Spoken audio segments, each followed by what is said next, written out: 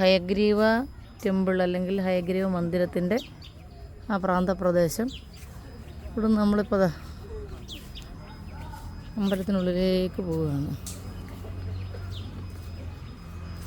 വിശിഷ്ടമായിട്ടൊരു മരമൊക്കെ സംരക്ഷിച്ചിട്ടുണ്ട്. കൂവളമാണെന്നാണ് തോന്നുന്നത് കണ്ടിട്ട്.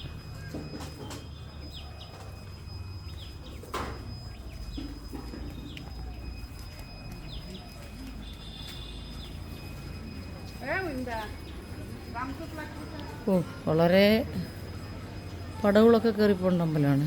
കുരങ്ങന്മാരൊക്കെ ഉണ്ട്. പടവുകൾ കയറിതാ അങ്ങനെ മുകളിൽ പോകണം.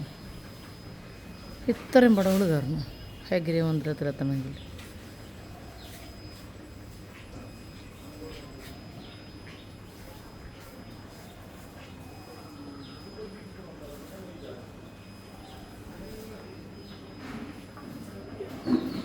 ഇവിടം വരെ പോയാലാണ് അമ്പലത്തിലെത്തുക.